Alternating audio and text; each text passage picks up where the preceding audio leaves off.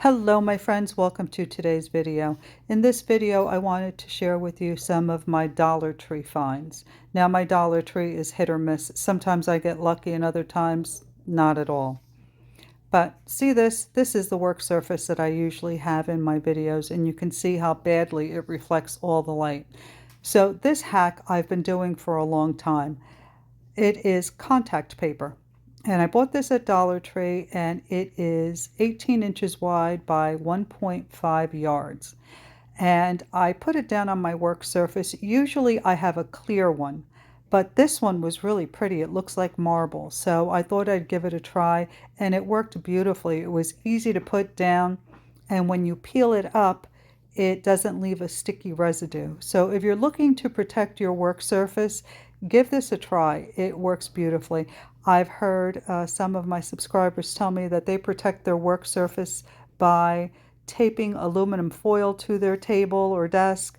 I've also heard of wax paper, and I sometimes use wee pads because they have plastic on one side and are absorbent on the other side. And that works really well, but it's not really pretty as a background for a video. So I thought I would give this one a try. Then, this is a hole punch that I've had since my children were babies, but I broke it. So every time I punch a hole, the little confetti falls out all over the place.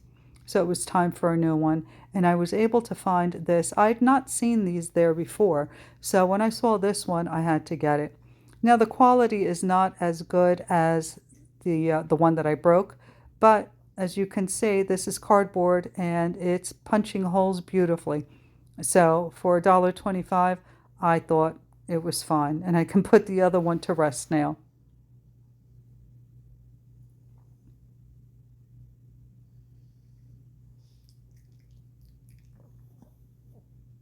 Now this is the double-sided foam tape that I usually use to create this type of art, dimensional art, where I stack little pieces of this foam tape and I elevate certain pieces so that they stand out, and it gives the painting a dimension. It's really a nice technique, but you have to cut each little piece individually, and it becomes time consuming. And one of my followers mentioned to me that she buys little tabs. Well, I've never found them at my Dollar Tree. However, this time when I went, I was able to find one pack. If they had more, I would have bought them. And I think it reads 384 little tabs.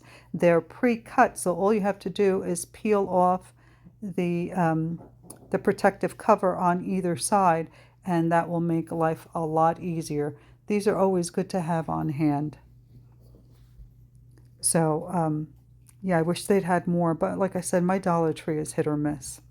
Now, this is a weeding little, I don't even know what it's called because I can't read the tag, but it's used for weeding when you have a cricket and you just rub your tool through there and it unsticks the vinyl. So I figured I would use it for the double-sided tape, or anytime that I use tape, it's always stuck to my hand. So I figured I'd just run my finger through there. I'm going to give it a try. Don't know if it's going to work, but at $1.25, I thought I'd try it. Now here is one of those great little ceramic plaques that I used in a previous video. And I wish they'd had more, but of course I only found this one. And it's a ceramic tile, and it's got the two little holes and that piece of twine through it, which you can easily change if you don't like. But you can blow a beautiful flower on here, and it makes a great gift. I'm going to go back, and if I find more, I'm going to buy about 10 of them. Now this I've had for a while, but I can't talk about this enough. It's $1.25, and it's a cutting mat. And I use this thing all the time. I've had this one for a year, and I did purchase about 2 or 3 of them, but I haven't had to change it out because this one is still good, and it protects your surface so that if you're using an X-Acto blade to cut through your paper or anything, you won't damage your surface. And look at this cute little pencil box. I am forever searching for my white and black gel pens, my favorite ones.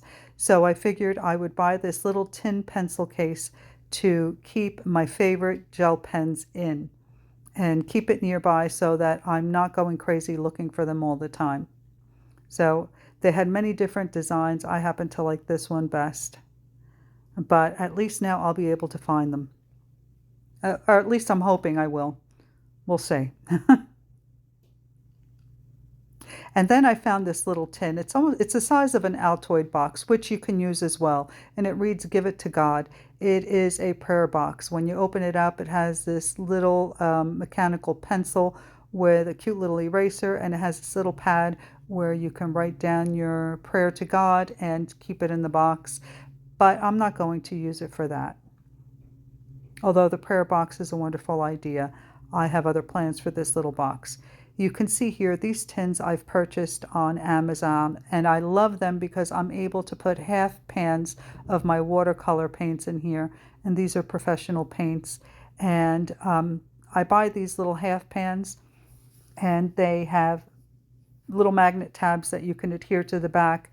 But I have a lot of watercolor in here, and I think that I want to limit my palette so that I have to mix colors more, because I have so many and it's very easy to just pick the color that matches best instead of making the color by mixing it.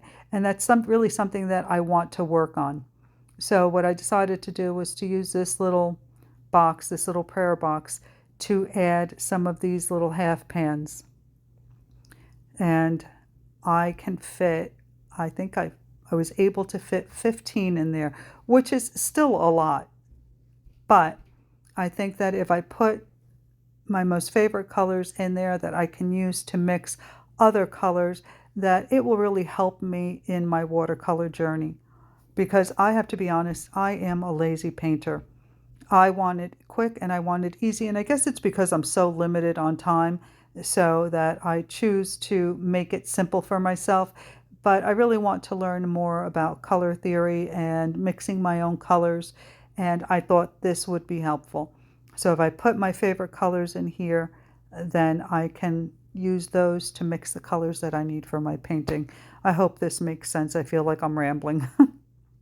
Well, I think this was my last purchase over at Dollar Tree, but sometimes you get lucky. So check out your local Dollar Tree and see what you could find. Share it with me on our Facebook group, Vivo Vintage Design Tutorials. I would love to see what your Dollar Tree has. All right, everyone. Thanks for watching, and I will see you in the next one. Bye.